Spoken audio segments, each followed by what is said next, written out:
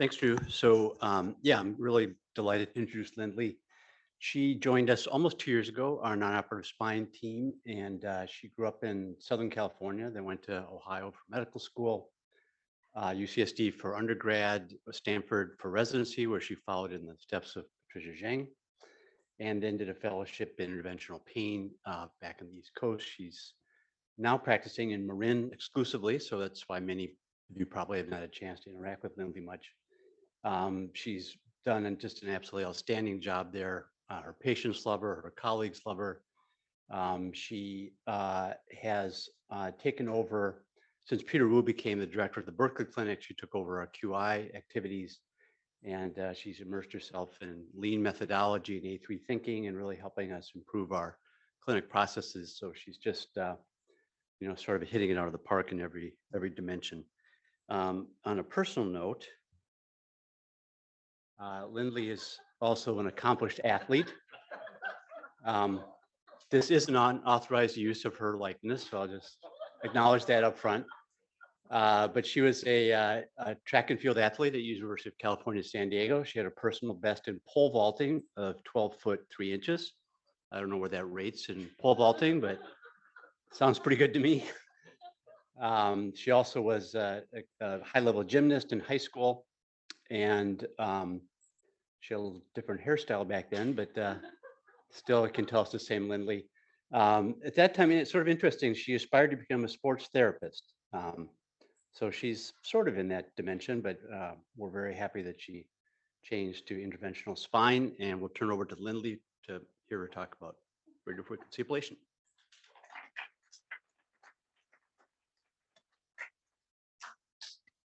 Right.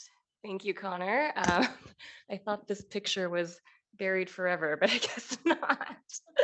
Okay, let's come over here. Okay, perfect. All right. Well, thank you, everybody. And I'm Dr. Lyndly Tamura, and it's my absolute pleasure to be here with all of you today. And I just want to start off by saying how fortunate I feel to be a physiatrist under this incredible orthopedic surgery department. And over my short time here, I've really seen how the collaboration between non-operative and operative providers has quite a profound impact on patient care.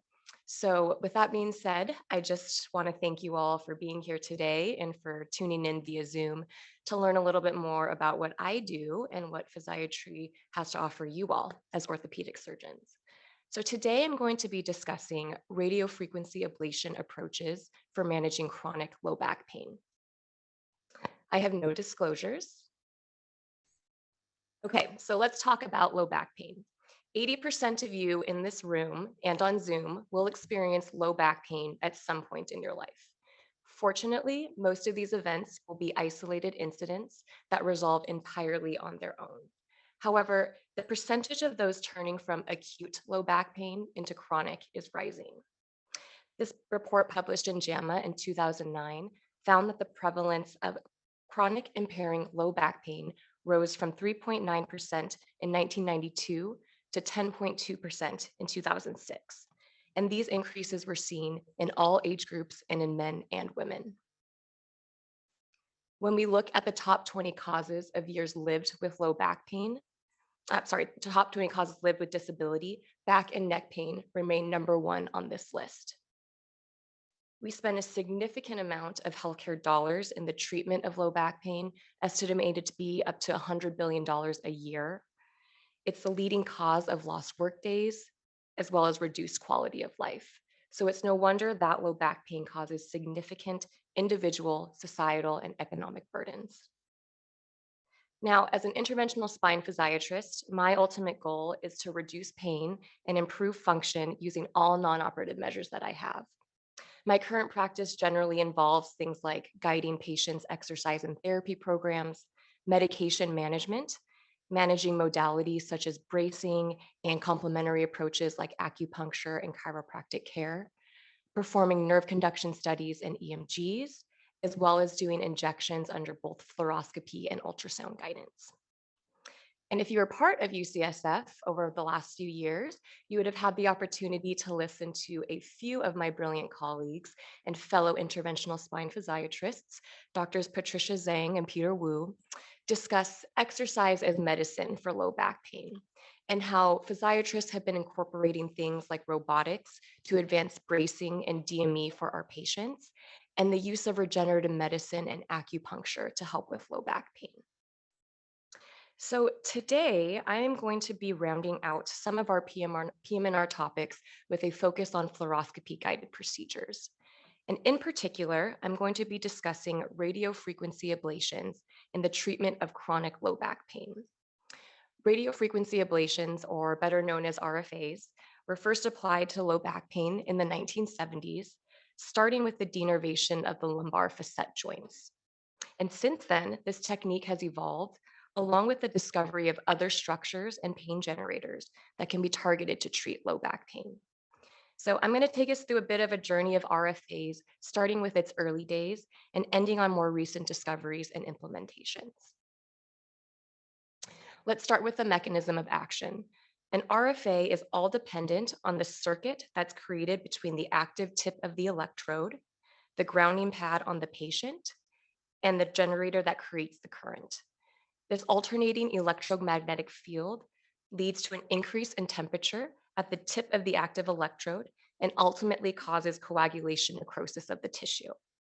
By coagulating along the nerve, we can therefore prevent conduction of nociceptive information along that nerve.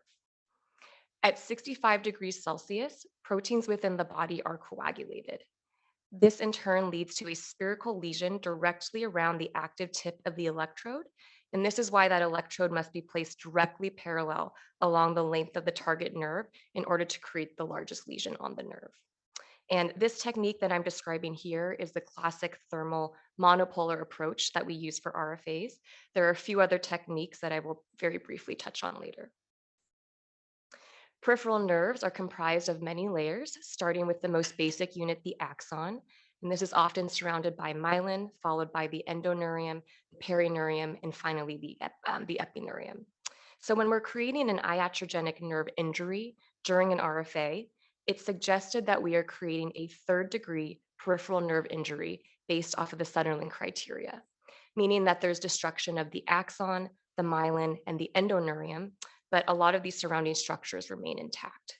So this in turn does cause Wallerian degeneration of the nerve and temporarily interferes with nerve cell transmission, although there is potential for that nerve to regenerate later on, meaning that in some cases, the pain can return and the RFA might need to be repeated.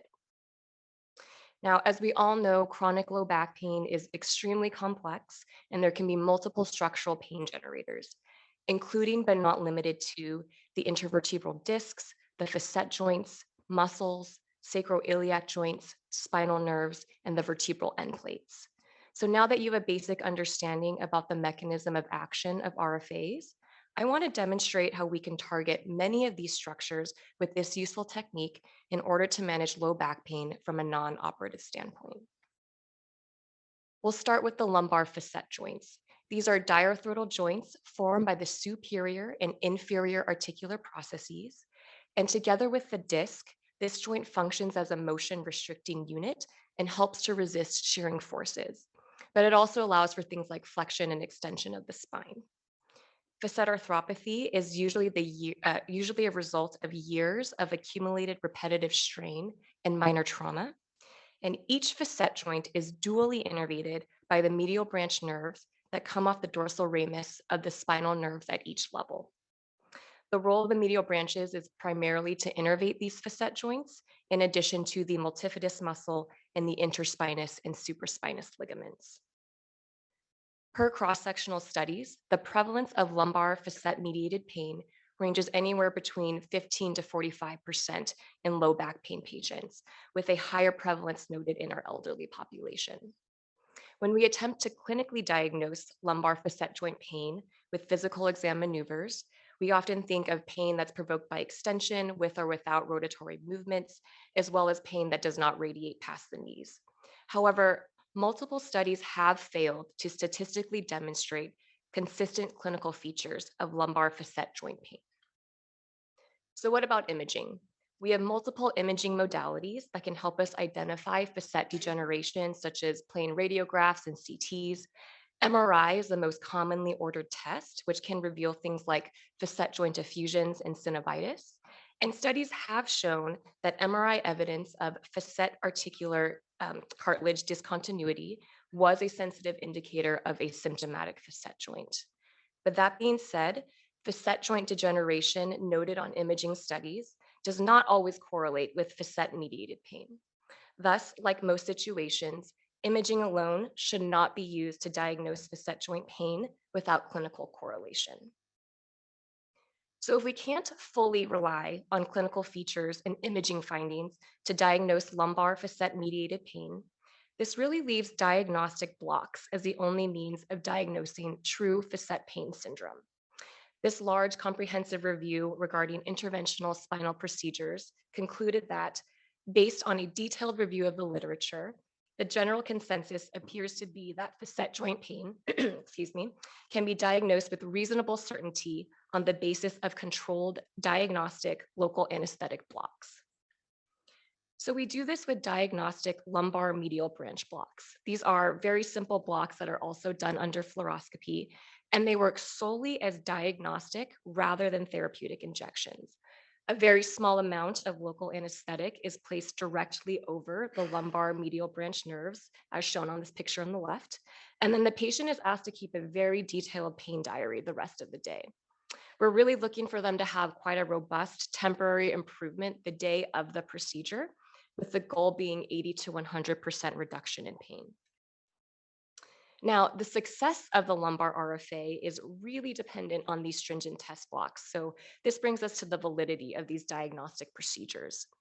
Face validity, which pertains to the extent to which a diagnostic procedure actually does what it's purported to do, for lumbar medial branch blocks has been demonstrated by multiple studies. Dreyfus and others found that lumbar medial branch blocks are very target specific, meaning that structures other than the target medial branch nerves were not anesthetized when performing this procedure, therefore demonstrating anatomic validity. Kaplan and others found that in asymptomatic volunteers, they were protected from experimentally induced lumbar facet joint pain if the appropriate medial branch nerves were anesthetized, therefore demonstrating physiological validity. Construct validity, which involves how well a diagnostic procedure can determine the rate of false positives for medial branch blocks, is not as strong as their face validity is. And this is because the false positive rate for a single medial branch block can be quite high, ranging anywhere from 20 to 40%. So in order to counteract this, we always subject the patient to two separate medial branch blocks, and they must have a positive response to both rounds of these blocks before we can move on to the lumbar RFA. Dr. Nicholas Bogduk, who is sort of the founding father of interventional spine, quoted that lumbar medial branch blocks are the most thoroughly validated of all spinal interventional procedures. No other diagnostic block has been subjected to the same rigor. So after a patient has had two robust responses to the lumbar medial branch blocks, we can then move on to the lumbar RFA. This procedure is quite easy to perform. We know that the medial branch nerves that innervate each facet joint run right along the inflection point of where the superior articular process and the transverse process meet, as depicted by this dotted line. And again, the goal here is to get that active electrode tip as parallel as we can to that medial branch nerve so that spherical lesion will coagulate right along the length of the nerve. Obviously, we can't see the nerves under fluoroscopy, so we do our best using our bony landmarks in the oblique, AP, and lateral views. And most providers actually perform multiple burns to create many lesions to make sure that that volume of coagulated tissue really encompasses that target nerve. This was the original benchmark study done by Dreyfus and others in 2000. They took 41 patients with low back pain presumed to be from facet joint origin, and they subjected all 41 patients to one round of lumbar medial branch blocks using a 2% lidocaine. 20 minutes after the procedure, every patient was asked to document their percent pain improvement every hour for the following 6 hours. Only those who reported greater than 80% pain relief were then allowed to go on to the second confirmatory block. This ended up being 22 patients, and 19 were excluded as they had less than 80% relief with the initial block. These 22 patients then underwent a second medial branch block, this time using bupivacaine. And again, were asked to document their percent pain improvement. And this time, 15 patients reported greater than 80% relief, and these 15 patients were allowed to move on to the lumbar RFA. As rigorous as this process seems, this is actually almost the exact criteria that most providers use to this day when evaluating somebody for a lumbar RFA. And as insurance companies seem to love to deny anything they can these days, sometimes they won't actually allow a patient to move to have a lumbar RFA unless there's a documented 80% pain relief with these two blocks. So Dreyfus found that in the RFA group, they had statistically significant improvements between pretreatment and post-treatment scores in nearly all measures, all the way out to the 12-month mark. From this study, the authors concluded that lumbar RFA offered profound and lasting relief from low back pain, and that by using rigorous selection criteria and appropriate RFA technique, 60% of patients can expect at least 90% reduction in pain, and 87% can expect at least 60% reduction in pain, lasting all the way up to 12 months. There have been multiple other randomized controlled trials since that time, as well as observational studies that have assessed the role of lumbar facet RFA in managing low back pain.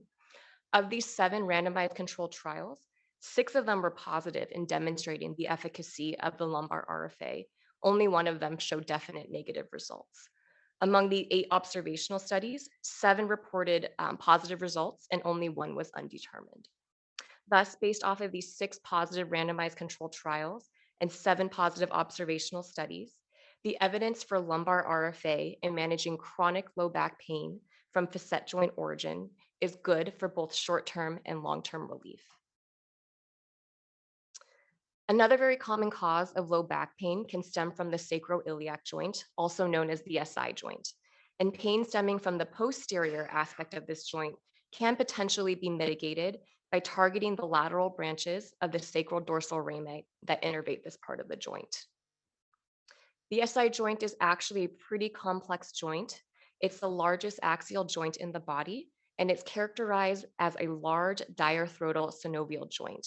However, as depicted in this top picture, in reality, only the anterior portion of the joint, which is the interface between the ilium and the sacrum, is a true synovial joint. The posterior part is actually just comprised of an intricate setup of ligamentous connections. The prevalence of SI joint pain has also not been well studied, and most of these studies were based off of physical exam or radiographic findings, which we now know are not great indicators of true SI joint pain. However, there have been a few studies that have based it off of diagnostic analgesic blocks. And from these studies, the prevalence of true SI joint pain ranges from about 15 to 25% in the low back pain population. The innervation to the SI joint is also a little ambiguous. Most sources state the posterior aspect of the joint is innervated primarily by the lateral branches of the dorsal rami from L5 to S3. And the anterior portion of the joint might be innervated by the obturator and gluteal nerves and some of the lumbosacral junction. So for the purposes of RFAs, we really only have the ability to ablate the sacrolateral branches, which innervate that posterior aspect of the joint.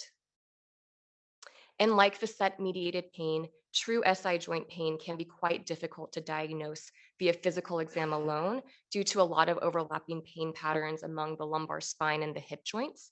We do have a combination of physical exam maneuvers as depicted in these 5 pictures here. And Laslett and others did find that provocation maneuvers were helpful, although they did lack sensitivity. And there's no evidence to support that any one of these provocation maneuvers is pathognomonic of SI joint pain. Specific imaging of the SI joint has also not been shown to be efficacious in accurately correlating with SI joint mediated pain. So although there's no gold standard for diagnosing true SI joint pain, the use of diagnostic SI joint blocks with using local anesthetic with or without steroid has evolved as sort of the current standard here. So regarding SI joint RFA, or better known as lateral branch RFA, Both intra-articular SI joint injections, as depicted on the left, and lateral branch blocks on the right, have been used as diagnostic tools for predicting the success of of an SI joint lateral branch RFA. That being said, the specificity of an intra-articular SI joint injection may not be extremely reliable, as the anesthetic in the joint can easily escape and anesthetize the surrounding structures, which would therefore decrease that face validity of this test. And if you recall from previous slides, the lateral branches also only innervate the posterior aspect of the joint. So when you do an intra-articular injection, this very well anesthetizes that anterior portion as well. So a positive response to an SI joint injection does not necessarily correlate with RFA success. Therefore, performing a multi-level and multi-depth lateral branch block has been theorized to be a better predictor of lateral branch RFA success. Although, as you can see, performing a lateral branch block is much more tedious and time-consuming compared to a simple SI joint injection. This double-blind, randomized, placebo-controlled study done by Dreyfus and others demonstrated that lateral branch blocks can be quite effective at protecting asymptomatic volunteers from experimentally induced posterior SI joint pain. However, they are insufficient at protecting from anterior SI joint pain. And to complicate things a bit more, the position of the lateral sacral branches can also be quite variable, therefore making diagnostic lateral branch blocks and therapeutic lateral branch RFAs quite technically challenging. At this time, there are over 7 different techniques and ways to perform this RFA, all of which place the RFA electrodes in slightly different positions around the sacral foramen, as depicted in this bottom right picture here. Roberts and others conducted one of the most comprehensive cadaveric anatomical studies to date on the anatomic location of the sacral lateral branches. So she actually dissected out all of the lateral branches and sutured radio-opaque wires to them, as shown on this picture on the left. And then she performed multiple lateral branch RFAs using all of the different techniques that have been described in the literature. So she ended up mapping out 17 versions of these 7 current lateral branch RFA techniques. And then she compared these 17 versions to each other to find out which technique captured that highest percentage of the lateral branches. So out of the 17 techniques, she found that this palisade technique on the left was the most effective at capturing the lateral branches. So this technique utilizes a slight variation of that classic monopolar RFA approach that I initially described. And this uses something called a bipolar configuration, in which 2 electrodes are placed in very close proximity to one another. And both electrodes will form a lesion, but if they are close enough to each other, these 2 lesions will sort of combine and coagulate an additional volume of tissue between them. This periforaminal technique on the right was also found to be an adequate alternative. However, as you can see, it's quite tedious to perform and requires multiple lesionings around the lateral aspects of the sacral foramen. Now, evaluating the efficacy of a lateral branch RFA can be quite tricky, as there are many variables that I just discussed. That being said, the PM&R journal did come out with a narrative review discussing the efficacy of lateral branch RFA, and our very own Dr. Patricia Zhang was co-author on this study. So from this review, they included 4 randomized controlled trials, which compared lateral branch RFA versus sham, RFA versus SI joint injection, and RFA plus exercise versus exercise alone. The primary endpoint for most of these studies was greater than 50% reduction of pain at either 3 months or 6 months. All of these patients in all 4 studies did have a positive response to some kind of diagnostic block prior to being randomized. However, the type of block and the response to the block did vary between the studies. Combined, these studies demonstrated about 50% of the lateral branch RFA group achieved the primary endpoint. The studies done by Patel and Juch did show that the RFA group had significant improvements compared to the control group. The studies done by Cohen and Salmon did have a high crossover rate in the sham group, so the comparison data was not analyzed here. This review also included 16 observational studies, and of the 16 studies, 13 studies demonstrated that the RFA group had greater than 50% relief at the 6-month mark.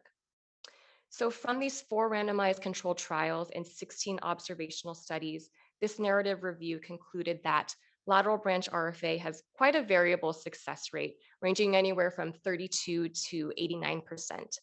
This wide variation in success rate stems from the fact that there tends to be extreme heterogeneity between these studies. There are multiple ways and techniques when performing this RFA, and the selection criteria is just not as standardized as it is for a lumbar facet RFA. The lateral branch RFA is just not as robustly studied as the lumbar RFA has. But that being said, I do think that lateral branch RFA can be quite beneficial for those with true posterior SI joint pain. And now we come to the last topic of this presentation. So this is something that I'm particularly excited about, and this is regarding vertebrogenic low back pain and a relatively new procedure that we have to treat this called the basivertebral nerve ablation. So when we think about focal low back pain, besides the facet joints and the SI joints, many times we presume that the major source stems from the intervertebral disc. We do know that there are nociceptors located within the disc annulus, and when the disc degenerates, this can become painful. But that being said, anatomic studies have shown that the vertebral end plate is actually a primary source of most of the pathologic innervation that occurs when the disc degenerates. So these studies suggest that in some patients, the origin of their low back pain is actually the vertebral end plate. And the pain at the end plate is transmitted by something called the basivertebral nerve. The basivertebral nerve is a branch off of the sinovertebral nerve, which is comprised of the ventral ramus and the gray ramus communicans that comes off at each level of in the spine. And you can appreciate the sinovertebral nerve here in red, and it's traveling medially towards the center of the spinal canal here. The sinovertebral nerve also innervates a few different areas of the spine as well. The basivertebral nerve then comes off of the sinovertebral nerve, and it enters posteriorly through the basivertebral foramen, also known as the central vascular foramen. And so the basivertebral nerve is therefore an intraosseous nerve that lives directly inside the vertebral body. From this middle point inside the vertebral body, this nerve sort of arborizes and sends unmyelinated nerve fibers to innervate both the superior and the inferior end plates. When we look at the basivertebral nerve and the vertebral end plates in chronic low back pain, we can go back to 1997 when Brown and others suggested that the vertebral end plates could be a possible source of chronic low back pain in those with degenerative disc disease, when he found an increased density of nociceptor fibers in these vertebral end plate defects.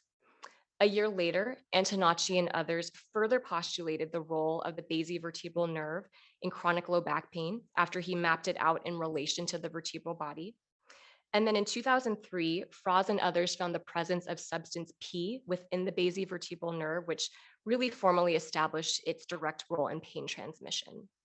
And then in 2011, Bailey and others used PGP 9.5 staining to further describe the basivertebral nerve morphology in relation to its entry point through that posterior foramen. So you can see that the mapping and the understanding of this nerve has really come about in the last few decades, and it's just given us another area to target in those with low back pain. And now just to give a few shout outs to our very own Doctors Jeff Lotz and Aaron Field, who's really extended this research and opened our eyes to the vertebral end plates being a significant cause of low back pain. They describe how the disc and the end plate act as one functional unit and how these vertebral end plates are particularly susceptible to damage. So I'll discuss their findings in a little more detail in a few slides. But first, we have to talk about modic changes. These are really crucial in determining vertebrogenic back pain. So bone marrow lesions are pathological changes of the bone marrow composition. And on MRI, some of these bone marrow lesions at the end plates have been termed modic changes. These are not related to malignancy or pyogenesis or rheumatic disorders. These are strictly degenerative. There are 3 different types of modic changes that have been identified according to their appearances on T1 and T2 weighted images. So we have type 1 modic changes over here, and these are associated with inflammatory edema that's surrounding the disc. They're associated with fissuring at the vertebral end plates, and they are seen with more acute processes going on. They can either resolve or they can turn into type 2 changes. And on MRI, they are seen as dark lesions on T1 weighted images and bright lesions on T2 weighted images. Type 2 changes are associated more with a subacute to chronic process. They are now a result of fatty infiltration. And on MRI, they appear as bright lesions on both T1 and T2 weighted images. And then type 3 changes are indicative of sclerosis. So these are chronic changes going on, and they appear as dark on both T1 and T2 weighted images. And they're the most uncommon, and their association with low back pain has not been as well established as types 1 and types 2 have. One other thing to point out is that type 1 changes have also been associated with low back pain more than the others, but type 2 has also been associated with low back pain as well. Like most degenerative conditions, the pathophysiology of modic changes is multifactorial. Risk factors can be classified into 3 different categories, including disc and end plate damage from things like degenerative disc disease, disc herniation, and end plate defects, systemic factors from things like smoking, aging, male gender, and genetics, and hyperloading from things like obesity, spinal deformities, and high occupational load. There have been many studies that have correlated modic changes with low back pain. This systematic review done by Jensen and others is just one example. He included 13 study samples from the asymptomatic population and 45 studies from the low back pain population. He found that modic change prevalence is quite high in those with low back pain, with a 43% median prevalence in this population. And this was significantly higher than the asymptomatic population, who only showed a 6% median prevalence. He also found that those with low back pain and modic changes reported a greater frequency and duration of low back pain episodes, and they also tend to seek out care more often. So for modic changes, these are inflammatory responses to disc and end plate degeneration, hyperloading, and systemic factors. Modic changes are always adjacent to the degenerated disc, and they also correlate strongly with chronic low back pain. And there is also a very high specificity of modic changes for disc degeneration. So to further demonstrate this a little more, we can refer to this study done by doctors Jeff Lotz and Aaron Fields. And here they demonstrate that very strong association between modic changes and provocation disc-induced pain. Briefly, provocation discography involves injecting directly into the disc and pressurizing it, all the while monitoring the patient's pain response to this. Many consider this to be the gold standard of diagnosing true discogenic back pain. They found data from multiple studies that suggest that type 1 and 2 modic changes are the most specific of all MRI observations for predicting concordant provocation disc-induced pain. Weishaupt and others did a prospective study that showed that those with moderate to severe type 1 and 2 modic changes correlated 95% of the time with concordant pain at the adjacent disc. So as the disc and the end plates degenerate, that communication between the bone marrow and the disc increases, and this can lead to a release of inflammatory mediators, therefore leading some patients to develop modic changes. So it really seems that it's this combination between vertebral end plate damage and fissuring and disc degeneration that contributes to the formation of modic changes, which in turn are highly specific for chronic low back pain. Doctors Lotz and Fields also point out previous knowledge that there is a higher nerve density in the areas where the end plates are damaged. So this picture on the left here shows the distribution of nerve fibers across the vertebral end plates of somebody with end plate damage. These orange dots represent the different nerve densities over the different parts of the end plates. So this patient had the most end plate damage at the anterior portion of the superior end plate. And you can see that it's notable for a higher density of nerve fibers in this region. So again, just demonstrating that correlation between end plate damage, pain, and modic changes. So now that we've discovered that the end plates can be a potential cause of low back pain, a newish procedure called the basivertebral nerve ablation has been discovered, and it's now being used to treat those with vertebrogenic back pain. Selection criteria for this procedure includes patients that have chronic low back pain for longer than 6 months. They had to have done conservative care and failed it. They have to have type 1 and 2 modic changes on their MRI. This is absolutely crucial for this procedure to be approved. And then for right now, because this procedure is so new, it's only approved for the L3 to S1 levels.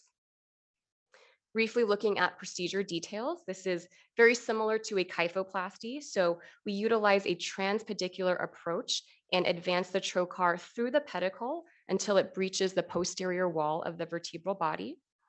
Once you're here, you create a channel to the midline of the vertebral body using a curved stylet.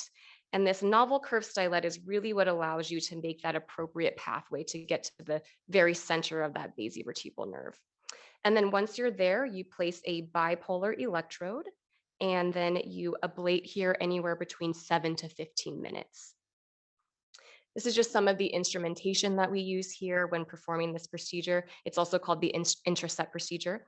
So on the left here, you can see the RFA generator that's connected to the bipolar radiofrequency probe, as well as some of the access instrumentation here.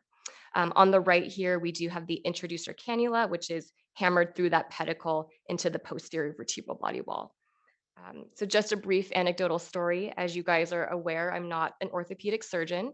The largest instrument that I use is a 20 gauge needle. This introducer cannula on the right is an 8 gauge instrument, and hammers and scalpels are things that I never use. In fact, I don't think I've held a scalpel since medical school.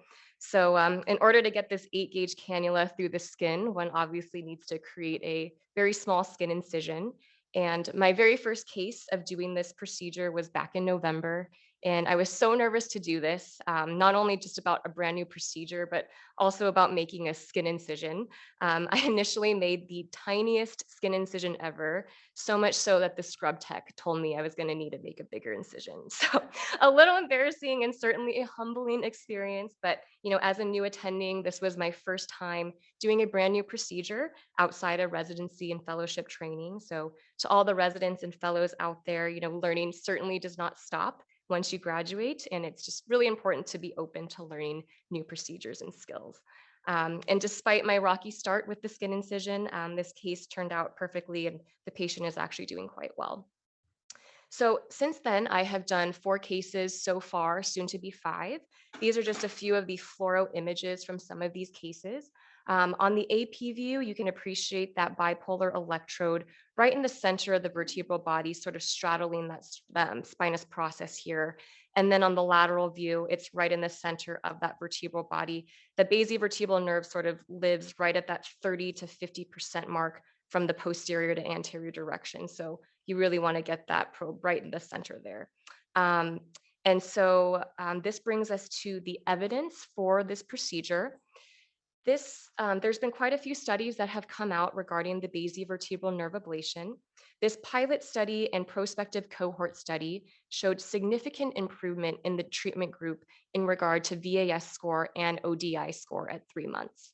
For those of you not in spine, ODI stands for the Oswestry Disability Index, and it's a pretty in-depth questionnaire that examines patients' perceived level of disability related to their low back pain, and it looks at 10 different categories of activities of daily living, and higher scores are associated with greater disability. I did briefly want to touch on these randomized controlled trials. So these were the SMART trials done by Fishgrund and others, and these studies really put this procedure on the map here. So this first SMART trial was published in 2018, and it was a multi-center, prospective, randomized, double-blind, sham-controlled study. They enrolled 225 patients and randomized them 2-to-1. Inclusion criteria was what I had described earlier, greater than 6 months of low back pain, and modic changes on their MRI. Their primary endpoint was ODI at 3 months, and they found that the treatment group did show improvement in ODI by 20.5 points, which was statistically significant compared to the sham group. However, there were no between group differences in ODI noted at the 6-month mark and the 12-month mark. That being said, VAS score was significantly improved in the treatment group compared to sham group at 6 months and 12 months. The second SMART trial was when they allowed the sham patients to cross over at the 12-month mark. So 73% of the sham group ended up proceeding with this ablation. Because there was such a high crossover rate, the original basivertebral nerve ablation group was then compared to their baseline scores rather than the sham group after 12 months. They then collected data at 18 months and 2 years. So when we look at ODI score, the 2-year follow-up data showed a significant mean percent improvement of 53.7% compared to baseline scores. And VAS score showed a significant mean percent improvement by 52.9% at the 2-year mark. And then the third SMART trial is just the 5-year data on these patients. So they were able to collect this data on 117 patients. So when we look at the ODI score, the mean reduction at 5 years compared to baseline was a reduction of 25.95 points, which was statistically significant. And then in regard to VAS score, 66% of patients reported greater than 50% reduction in VAS score at 5 years, and 34% reporting complete pain relief at 5 years. The basivertebral nerve ablation was also shown to be durable at 5 years. So this chart shows continued improvement of ODI scores from 2 years to 5 years, where the ODI score decreased from 18.8 at 2 years to 16.9 at 5 years, which was a statistically significant reduction of 3.33 points. And same with VAS score, there was a statistically significant improvement of 0.79 points between the 2-year mark and the 5-year mark. So from this 5-year data, it does appear that the basivertebral nerve ablation provides sustained relief in the vast majority of patients. These patients did not need to undergo a repeat RFA. And this is quite different than all of the other RFAs that we do. For example, for the medial branch RFAs, these nerves do have the ability to regenerate. So many times the patients do have to return for a repeat RFA. But this does not seem to be the case for the basivertebral nerve ablation. So we do know that the basivertebral nerve does undergo Wallerian degeneration, but for some reason it does not appear to regenerate. And there are 2 main thought processes that have been postulated. And one is perhaps due to the extent of the thermal injury that's created with this RFA. So here we end up ablating anywhere between 7 to 15 minutes, which is much longer than any other nerve ablation we do when we typically ablate for about 90 seconds for all of the other ones. And then 2, it's also been suggested that because the basivertebral nerve is non-myelinated, perhaps there is just more complete destruction of that nerve. And of course, more research always needs to be done. So as part of the Backpack Initiative, Dr. Erin Fields is leading the ASPIRE study, which is specifically looking at those with chronic low back pain who have undergone this basivertebral nerve ablation. So at this time, any patient who meets that simple criteria of chronic low back pain with type 1 or 2 modic changes can potentially undergo this procedure. But we don't have predictive criteria as to who is going to respond best to this procedure. So the goal of the ASPIRE study is really to see if we can identify that subgroup of patients who will respond best to this procedure based off of their bone marrow lesion fat fraction, which is calculated using special sequences on MRI. So I will hopefully be doing more of these procedures in the future and can help contribute to this new body of research. I actually just recruited 1 patient last week. And so also, if any of you have patients that you think might be good candidates, please send them our way. So in summary, lumbar facet-mediated pain can be diagnosed quite easily with lumbar medial branch blocks. And the success of the lumbar RFA really relies heavily on these stringent test blocks. The evidence for lumbar facet RFA is good for both short-term and long-term pain relief. The lateral branches of the sacral dorsal rami can be ablated to treat posterior SI joint pain. However, the evidence regarding the efficacy for lateral branch RFAs is just not as robust as that of the medial branches and facet joints due to the large heterogeneity of these studies. The vertebral end plates are now known to be a primary source of low back pain, and the basivertebral nerve can be ablated to help mitigate vertebrogenic back pain. The basivertebral nerve ablation at this time appears to have good evidence for both efficacy as well as durability. And that is it. This is your UCSF non-operative spine team. Happy to see any of your patients with low back pain or neck pain. Thank you.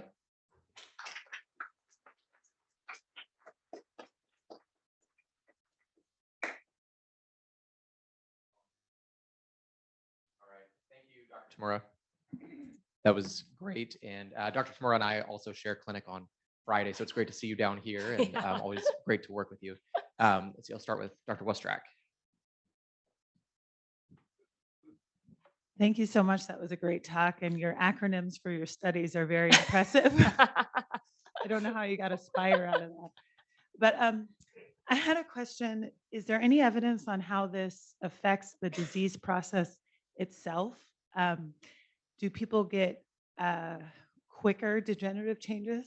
Because With you the could think of pain as being protective. right with the vertebral. Yeah, with basal all of vertebral it, nerve. I guess I wonder. It's a good question. So there have been studies, especially for the lumbar facet medial RFA, that there can be some denervation of the paraspinal muscles since the lumbar medial branch nerves innervate those paraspinal muscles.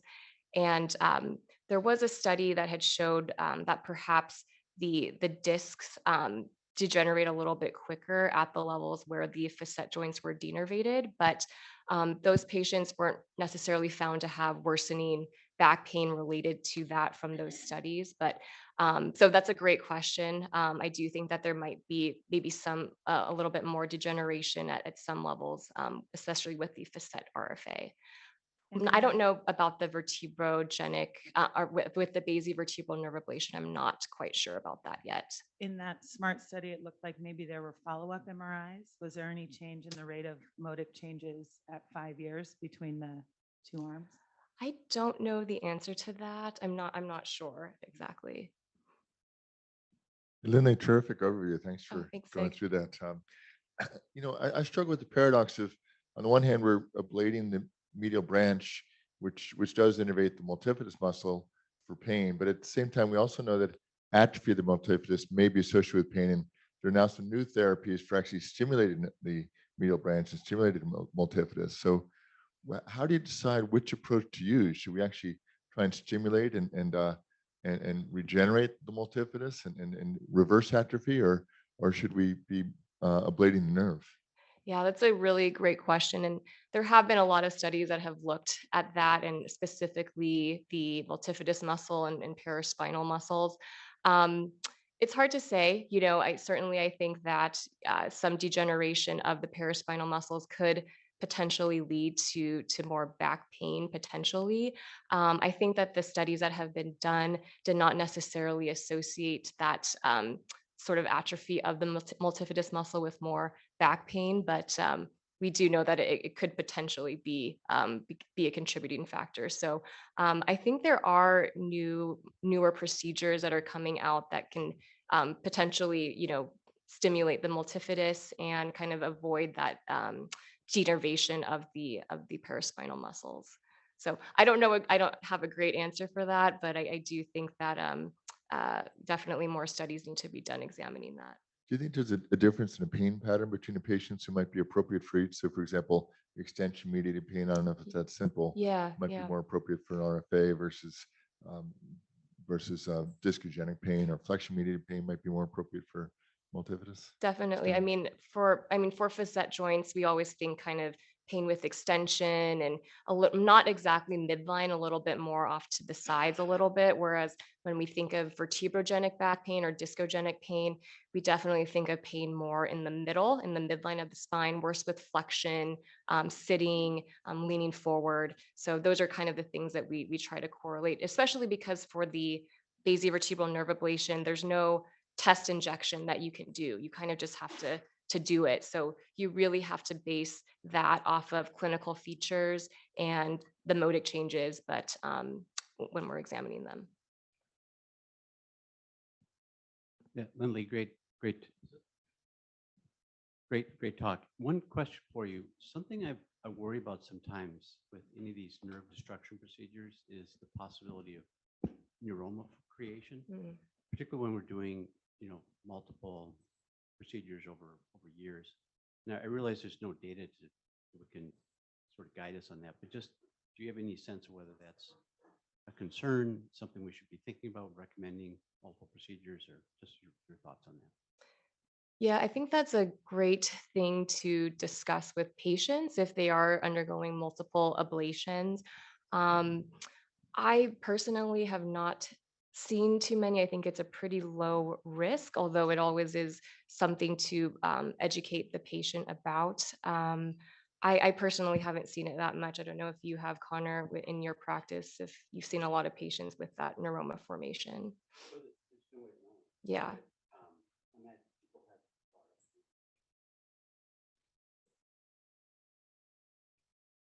I'm assuming that happens. right, right.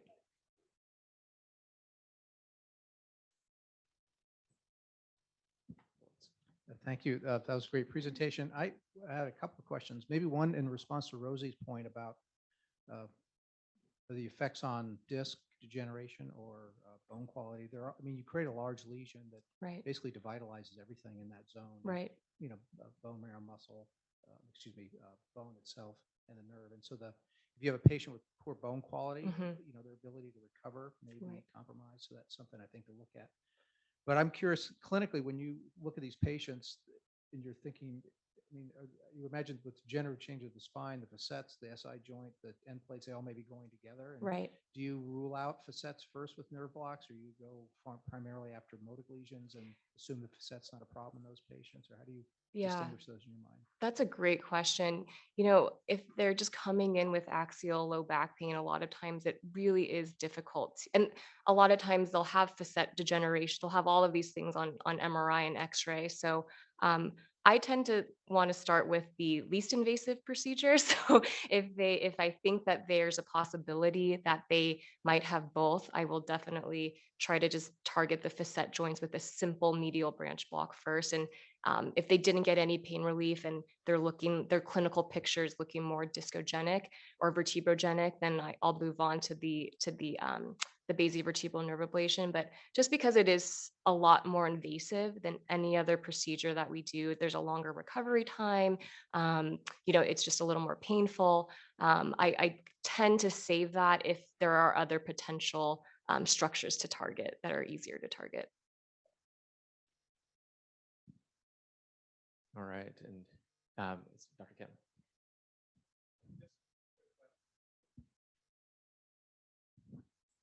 Really enjoyed your talk. Just a Thank you. quick question. So when you presenting data for the vertebrogenic back pain ablation, and it's just a single line, how does it compare to natural history?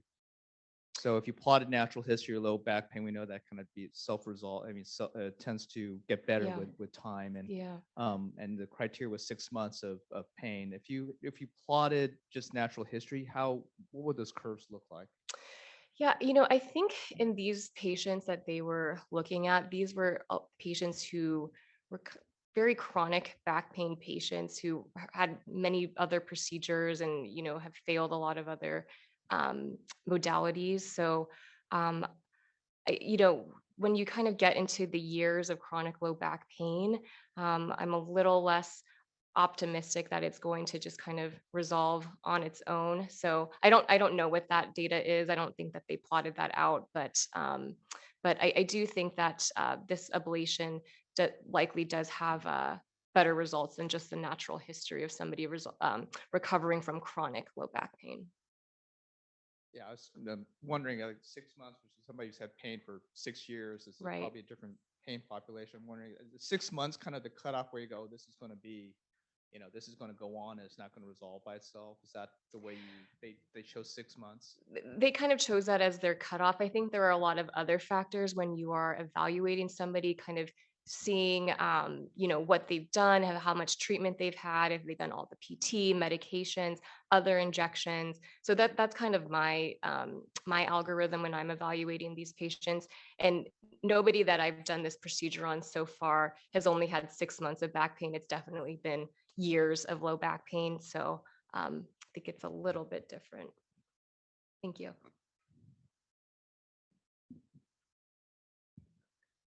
Great talk. Thanks so much for all the information. One question, have you looked at doing the BFA blocks in patients with adjacent segment disease, and seeing if that somehow can delay, postpone, maybe extending their fusions and their pain levels with that kind of pathology? Sorry, can you just repeat the first question? Looking at doing the BFAs in patients with adjacent segment disease, of patients who have undergone posterior spinal fusions, for example. So people who have had fusions, I don't think that you can do this on the segments above and below. You could definitely not at the segment that they've had the fusions. Those who have had laminectomies, you can still do this procedure on, but I don't know if they included adjacent segment disease in these studies. To be honest, I'm not entirely sure. All right, and then we have two questions on Zoom. So Dr. Fields, I can just read that. Wonderful talk, thank you. How frequently do patients present with more than one pathology? Vertebra, in-plate, facet, SI joint responsive to nerve block? Or do patients mainly have just pathology that is responsive to a nerve block? Yeah, I would say a lot of patients, or especially the chronic pain patients, can be quite complex. So a lot of times they do kind of come in with multiple pathologies going on. So facets, discs, SI joint, and vertebral end plates. Maybe not all of those, but maybe two of those at least is quite common to see. And I guess in a follow-up to that, so if you say they have to have more than 80% relief to qualify for that next step, but if they have maybe 50-50 pain, like how do you eventually say that they're good for one of these procedures? Right, that's a good question. I mean, every provider sort of has their own criteria that they use when evaluating somebody for an RFA. So, certainly if a patient, says they come in with 50% relief with their nerve block and their function is better and they're able to do a lot more, then I'm much more inclined to do that RFA, even if it wasn't 80% relief, but they're telling me that they can, exercise more and, do the dishes and all of that. So that's how I evaluate them. Right, and then one last question. So Dr. Luke, fantastic talk. Question, just wondering where the role of RFA comes versus traditional spinal steroid injection. Are there any situations where this is the first line to go for RFA, or is it really for persistent pain as a last resort before surgery? Yeah, so for the steroid injections, there have been a lot of studies for steroid injections into the facet joints and the sacroiliac joints. The facet steroid injections, the evidence is kind of mediocre. So, and a lot of times it can be very difficult to perform that injection. There's a lot of where it doesn't go directly into the joint itself. So I do think that the ablations tend to give much longer lasting relief than the steroid. Steroid, we always tell patients, maybe about 3 months or so of relief, whereas the ablations seem to give you more like 6 months to a year typically. Great. All right, well, I think we'll wrap up there, but thank you all for being here, and thank you, Thank you Dr. guys so Tamura. much.